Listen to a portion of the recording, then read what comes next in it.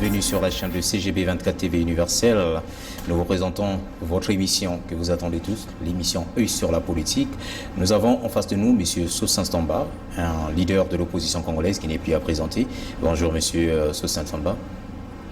Bonjour M. Odjilan. Alors, est-ce que vous pouvez nous dire un peu quelque chose à propos de la situation actuelle au niveau de votre pays, le Congo-Brazzaville? Merci M. Odjilan. Il faut savoir que notre pays, le Congo-Brazzaville, vit dans un chaos. Le Congo est dans une impasse politique, il vit dans une crise qui ne dit son mot.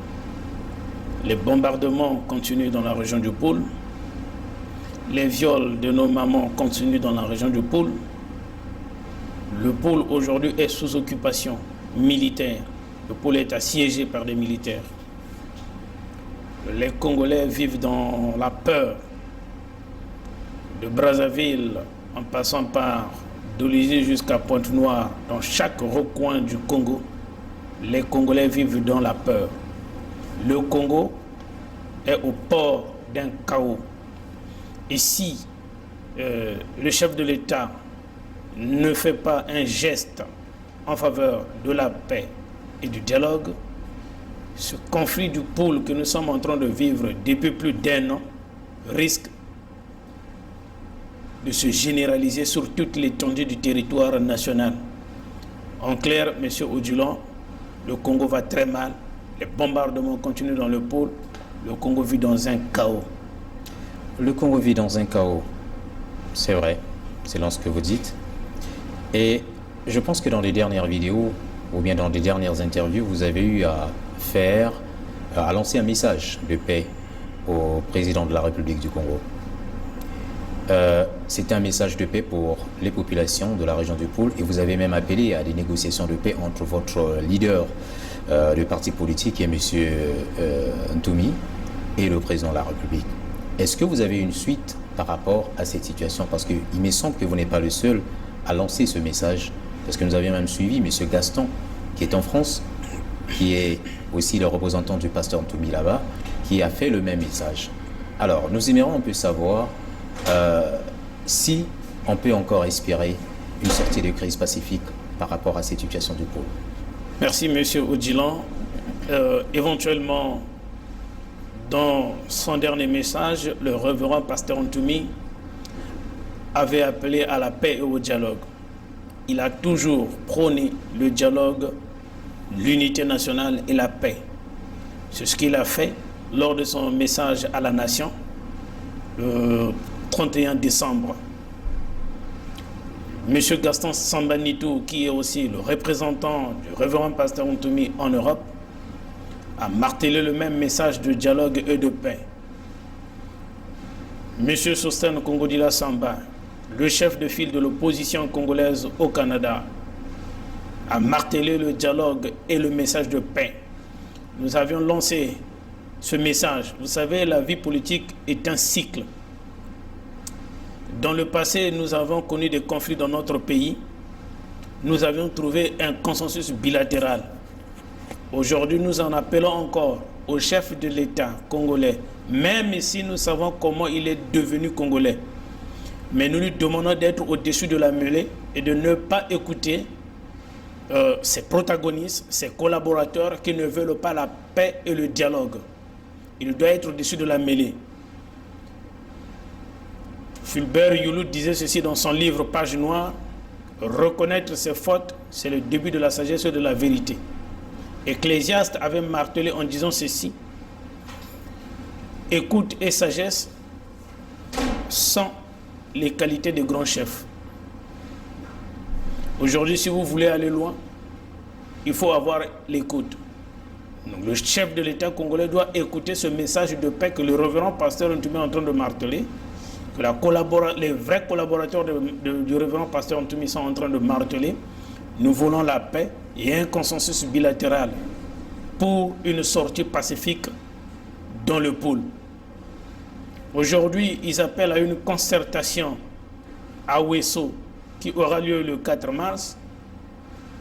Ce matin, nous avions suivi Mboulou qui a reçu les protagonistes du dialogue de Dolisie, de Sibiti, et de Evo pour l'ouverture d'une concertation.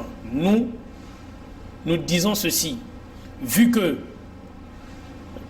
cette concertation concerne seulement les partis politiques, mais le gouvernement de Brazzaville avait dissous le CNR. C'est-à-dire le CNR n'est pas concerné, n'est pas invité. Or, nous savions que cette crise que nous sommes en train de vivre dans notre pays, qui est le Congo-Brazzaville, implique ici le gouvernement de Brazzaville d'une part, et d'autre part, le révérend pasteur Ntoumi et ses collaborateurs. Alors, nous disons ceci, qu'il doit y avoir un consensus de paix. Nous ne pouvons aller à une concertation sans que les partenaires, les collaborateurs du révérend pasteur Ntoumi qui sont sur place à Brazzaville soient invités. Franck Eloge Mpassi, qui est en prison aujourd'hui, est l'un des piliers du CNR dont nous voulons et nous souhaitons sa libération. Nous voulons que Franck Eloge Mpassi soit le chef de file de la délégation du CNR, accompagné de Gustave Ntondo, ceux-là qui vont aller à cette concertation-là. Eloge Mpassi doit être libéré pour que le CNR du révérend pasteur Ntoumi fasse partie de cette concertation. De quoi s'agit-il exactement dans cette concertation? Est-ce qu'il s'agit toujours de la crise du pool ou bien autre chose? Monsieur Odjilan, il faut que le gouvernement de Brazzaville nous donne l'ordre du jour de cette concertation. Parce que dans le message de paix, le révérend pasteur Ntoumi, moi-même qui est son représentant légitime et légal ici au Canada, nous avions dit qu'il faut que cette concertation se fasse sous l'égide de la communauté internationale. Donc nous demandons aussi par le canal de votre chaîne CGV 24 l'ordre du jour de cette concertation. Parce que nous ne pouvons aller à cette concertation sans l'ordre du jour. Nous ne pouvons clamer que le dialogue et la paix a été accepté aussi longtemps que le gouvernement de Brazzaville, le pouvoir de Brazzaville, ne nous donne pas l'ordre du jour, ne rentre pas en contact avec le collaborateur du révérend pasteur Ntoumi, mais surtout la libération des prisonniers politiques, notamment Franck Eloge Mpassi. D'accord. Je vous ai compris, je crois bien que le gouvernement va vous écouter, même à travers certains hommes politiques qui sont dans la mouvance présidentielle, qui vous suivent aussi. Il n'y a pas que le peuple congolais qui vous suit, hein, même ceux qui sont dans la mouvance aussi font partie de ce peuple. J'avais une question concernant la situation de la mort du colonel Ntoro. Il est mort, on a vu, dans la maison d'arrêt. N'est-ce pas là un témoin de la crise des disparus du beach que vous venez de perdre? Monsieur Odjilan, le colonel Ntoro qui a été rétrogradé en grade de soldat, aujourd'hui, force est de constater que les médias locaux à Brazzaville l'appellent encore colonel. Et nous avions vu le gouvernement de Brazzaville dépêcher un hélicoptère pour emmener son corps de Brazzaville jusqu'à son village natal. Alors, oui, nous pensons que nous venons de perdre là un témoin des disparus du beach et un témoin de l'affaire dite du 4 mars. Parce que le colonel Ntoro nous a laissé un testament où il a dit et il a martelé que même les Dabira connaissent l'affaire du disparu du beach. Oui, il avait émis le souhait d'être déféré, d'être transféré à la CPI, la Cour pénale internationale, ce que le gouvernement de Brazzaville avait refusé, ce que la justice de Brazzaville n'avait pas accepté. Oui, monsieur Odjilan, nous venons là de perdre un témoin sur l'affaire du beach et l'affaire dite du 4 mars. D'accord, mais est-ce que vous avez un mot sur les élections législatives et sénatoriales qui se préparent pour, pour le Congo-Brazzaville, bien sûr? Monsieur Odjilan, moi, en tant que chef de file de l'opposition congolaise en Amérique du Nord, c'est-à-dire Canada et États-Unis, nous pensons que ces élections législatives et sénatoriales, c'est une mascarade. Nous ne pouvons aller aux élections avec ce climat de terreur et de paix et de peur qu'entretiennent les collaborateurs du chef de l'État dans notre pays, le Congo-Brazzaville. Le pays vit dans un climat de peur et de terreur. Alors, aller aux élections législatives, ce n'est qu'une mascarade. Nous ne pouvons aller à ces élections-là parce qu'ils vont créer cette tension, ce climat, pour enfin mettre en place où les partisans du PCT pour dire que les élections ont eu lieu et voilà, le PCT a gagné. C'est une mascarade. On ne peut pas aller aux élections législatives sans pour autant avoir un compromis sur la situation du pôle. D'accord. Je voudrais un peu revenir sur cette question de concertation, cette question de concertation du pôle. Est-ce que vous pouvez nous dire un peu exactement si certains leaders d'opposition, qui sont bien sûr au Congo-Brazzaville, pourront y aller aussi? Parce que vous parlez de paix, de la recherche de paix. Est-ce que tous ceux qui vont aller à Ouessou vont répéter ou soit encore insister sur la libération d'un certain nombre de leaders politiques qui sont en prison? Est-ce qu'ils vont plaigner aussi pour la libération, parce qu'on a déjà vu que le colonel Nsoro vient de mourir dans la maison d'arrêt? Est-ce que vous craignez aussi pour M. Okombi Salissa, le général Mokoko, ou soit encore l'autre M. Paulin Makaya et d'autres leaders politiques qui sont en prison? Est-ce qu'ils risquent de subir le même sort que le colonel Nsoro? Monsieur Odjilan, nous avions peur pour ces opposants-là.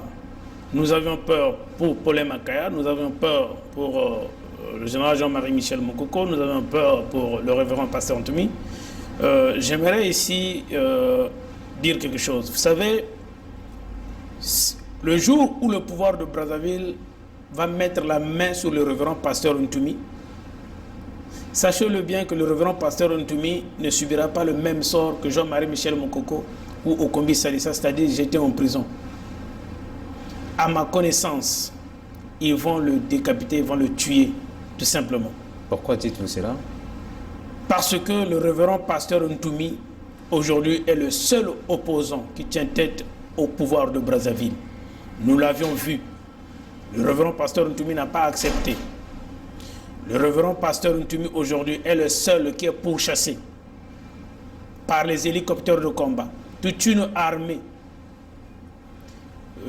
Guy-Brice Parfait Kolela, nous craignons aussi pour sa vie. Le jour où Guy-Brice Parfait Kolela, le 29 octobre, si Guy-Brice Parfait Kolela avait demandé à la population de Bakongo de se soulever, le pouvoir de Brazzaville, selon nos sources, était prêt à commencer à raser de Bakongo jusqu'à Ngangalingolo. Nous craignons pour la vie de ces opposants politiques-là. Il y a des apprentis politiciens que je regarde sur le net, les web politiciens, les apprentis politiciens, qui disent oui, Guy-Brice Parfait Kolela, oui, le révérend pasteur Ntoumi travaille avec Sassou Nguesso, oui, Guy-Brice Parfait Kolela a fait une erreur. Qu'avez-vous, vous en tant qu'apprenti politicien du web, avez proposé? Le jour où Guy-Brice Parfait Kolela allait dire le soulèvement populaire, en commençant par Bakongo, le pouvoir de Brazzaville était prêt à raser à partir de Bakongo jusqu'à Ngangalingolo. Donc, M. Odjilan, soyez-en sûr qu'il avait agi avec sagesse. Ben, il avait agi avec sagesse. Ben, d'autres ne l'entendent pas de cette oreille-là. Tout à fait. Parce que vous êtes, vous, qui prenez aujourd'hui l'option de demander le dialogue avec le pouvoir de Brazzaville. Ce n'est pas ce que d'autres opposants, même ceux qui sont avec vous ici au Canada, ne partagent pas votre point de vue parce que vous êtes accusé d'être un vendu. Monsieur... Est-ce que ceux qui vont aller à Brazzaville, je ne sais pas, à Ouessou, pour demander cette paix, seront aussi considérés comme des vendus par des opposants de la diaspora? Nous sommes ici dans un terrain politique où chacun fait son analyse. La majeure partie des politiciens que je connais au niveau de Brazzaville demandent aujourd'hui le dialogue et la paix. Hier, c'est le révérend pasteur Ntoumi qui a commencé à parler du dialogue. Hier, c'est Sosten Kongodila Samba qui a appelé à un consensus bilatéral entre le pouvoir de Brazzaville et le sénaire du révérend pasteur Ntoumi. Aujourd'hui, des langues se délient. De plus en plus des opposants appellent au dialogue et à la paix. ceux-là que j'appelle des apprentis politiciens, les opposants du web, que proposent-ils? D'autres vont me dire, parce qu'il faut qu'ils me répondent, en tant que chef de file de l'opposition congolaise en Amérique du Nord, Canada et États-Unis, nous pensons que la paix et le consensus bilatéral dont nous appelons et le dialogue est la seule solution actuellement pour sortir le Congo de ce climat de terreur et de paix et de peur où il est plongé. Et les opposants à Brazzaville sont unanimes pour que nous allons à ce dialogue-là. Est-ce que vous faites un lien entre les événements du 4 mars qui s'étaient passés au Congo-Brazzaville, c'est-à-dire les explosions, des munitions, des casernes et autres, et la concertation du 4 mars, c'est-à-dire le 4 mars prochain, qui sera organisée à Ouesso? Ce calendrier ne concerne que le gouvernement de Brazzaville. Mais nous, ce que nous demandons, c'est que nous devions avoir l'ordre du jour de cette concertation. Nous ne pouvons pas aujourd'hui acclamer, nous ne pouvons pas aujourd'hui crier victoire, qu'il y aura la paix et le dialogue aussi longtemps que nous n'avions pas ce calendrier-là, parce que ce pouvoir de Brazzaville est très malin. Il lance un message dont nous ne connaissons les tenants et les aboutissants. Donc nous voulons qu'il y ait un ordre du jour qui nous sera présenté. Mais si cependant ils veulent faire une juxtaposition avec les événements du 4 mars et le 4 mars à Ouesso, la concertation, que cela n'engage qu'eux, mais qu'à cela ne tienne, nous voulons un ordre du jour avant de se lancer dans cette concertation. Nous avons entendu dans les médias et nous avons vu aussi sur Internet, au Congo-Brazzaville bien sûr, qu'il y a un procès qui se prépare. Pas un procès, mais des procès. Lorsque je parle des procès, je vois ici des personnes qui sont concernées. Il y a le général Mokoko qui est en prison, il y a M. Okombi Salissa et certainement aussi le pasteur Ntoumi. Peut-on aller en concertation avec l'opposition tout en préparant déjà un procès contre ces leaders des partis politiques? Vous partagerez certainement pas le même point de vue que d'autres personnes qui disent que ça c'est une affaire de justice. On doit laisser la justice faire son travail et la politique aussi faire son travail. Que répondez-vous à ces personnes? Merci M. Odilon. Vous savez, je l'avais déjà dit, je le martèle encore, Fulbert Yulu disait dans son livre Page Noire, reconnaître ses fautes, c'est le début de la sagesse et de la vérité. Ecclésiaste l'avait encore redit, écoute et sagesse sont les qualités des grands chefs. Nous ne pouvons pas parler du dialogue et d'un consensus de paix alors que notre pays, le Congo, est plongé dans un chaos généralisé. Nous ne pouvons pas parler de cela. Et aujourd'hui, un procès d'ici juin du général Jean-Marie Michel Mokoko, André Okombi Salissa et le révérend pasteur Ntoumi. Ça, c'est un faux débat. C'est un faux procès. La première personne qu'on devrait juger au Congo-Brazzaville, si la justice était impartiale, c'est bien le chef de l'État, le président Denis Sassou Nguesso, pour avoir tripatouillé la Constitution, pour avoir appelé à un référendum dont il n'avait plus la légitimité ni la légalité. Donc la première personne qu'on devrait juger au Congo, ça devrait être le chef de l'État, Denis Sassou Nguesso. Il a tripatouillé la Constitution, il a volé les élections et aujourd'hui, il est président. Voilà pourquoi nous disons, il est le seul garant de l'unité nationale, de la paix et le dialogue dans le pays. S'il veut que le Congo redémarre encore, il faut qu'il soit au-dessus de la mêlée. Dans le passé, dans nos villages, quand il y avait un problème, on s'asseyait autour de l'arbre à palabres et on arrangeait les problèmes ensemble. Cela est un faux procès. Le révérend pasteur Ntoumi, Jean-Marie Michel Mokoko, Okombi sont pour rien. La première personne qui devrait être jugée, je le répète encore, c'est le chef de l'État, M. Denis Sassou Nguesso. Est-ce que c'est possible avec la justice actuelle? Alors, comme si ce n'est pas possible, le procès du révérend pasteur Ntoumi ne sera pas possible non plus. Est-ce que vous avez c'est une mascarade. Est-ce que vous avez aussi peur de l'avis de M. Parfait Kolela qui est sur place. Non pas seulement Parfait Kolela, puisqu'il existe encore d'autres leaders d'opposition qui continuent à tenir tête, du point de vue politique bien sûr, contre le pouvoir en place. Est-ce que vous avez peur d'eux? Nous avions peur pour tous ces opposants-là aujourd'hui à Brazzaville et pour le peuple congolais en général, et en particulier les populations du Poul. Vous savez, aujourd'hui, comme je venais de le dire, le Poul est sous occupation. Avec ce climat de terreur que entretiennent certains partenaires du président de la République, qui sont très proches de lui, nous avions peur de ces opposants-là, Paulin Makaya notamment. Nous avions vu le traitement qui est réservé à Kalakala, Augustin. Nous avions peur pour la vie de Parfait Kolela, de Mathias Ndon, de tous ces opposants-là. Mais j'aimerais ici dire une chose, parce que les Congolais doivent le savoir. Le révérend pasteur Ntoumi disait ceci: le regard fixé en avant, voilà le devoir d'un bon exécuteur. Et qui met la main dans la charrue et regarde en arrière est impropre au royaume des cieux. Ce conflit qui gangrène le pays peut prendre 10 ans, voire 20 ans. Nous ne trouverons jamais le révérend pasteur Ntoumi. C'est comme si vous essayez d'attraper le vent. Nous savons d'où il vient, ni où il va. J'ai peur pour d'autres opposants. Et j'ai peur pour la population congolaise. Parce que ce conflit que nous sommes en train de vivre risque de se généraliser. Mais le révérend pasteur Ntoumi, soyez-en sûrs, il restera introuvable. Nous sommes arrivés presque à la fin de notre émission, puisque nous allons demander à M. Sostan Samba de nous dire certainement un dernier mot par rapport à tout ce que nous avions dit et quel est le message que vous lancez aussi à la population congolaise. Oui, M. Odilan, vous m'avez demandé comment va le révérend pasteur Ntoumi. Oui, effectivement. Le révérend pasteur Ntoumi va très bien. Le révérend pasteur Ntoumi va très bien, contrairement à ce que nous sommes en train de lire et voir sur le web, comme quoi il a été touché, il est malade. J'aimerais essayer de rassurer les Congolais que le révérend pasteur Ntoumi va très bien. Il n'est ni touché ni malade. Et sa mère non plus n'est pas morte.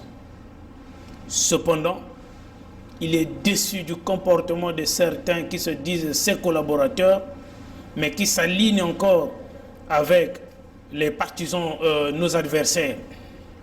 On ne peut pas être à gauche et en même temps à droite. On ne peut pas être au froid et au chaud en même temps.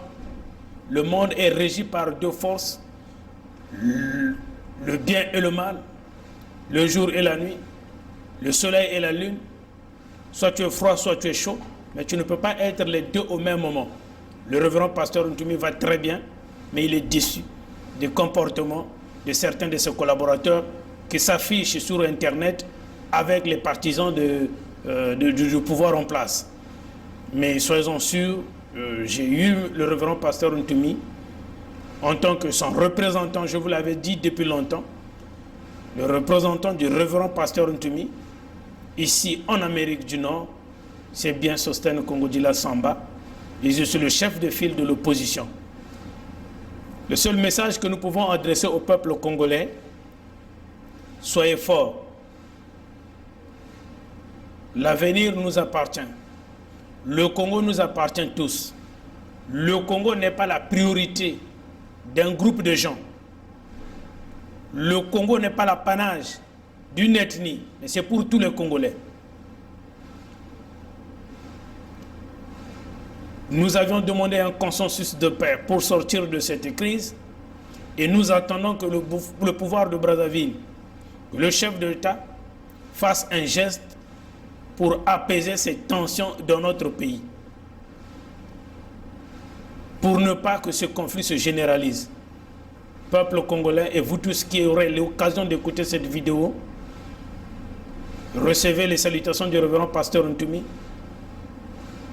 recevez mes salutations propres et au nom de toute la diaspora congolaise du Canada et du monde entier, soyez bénis.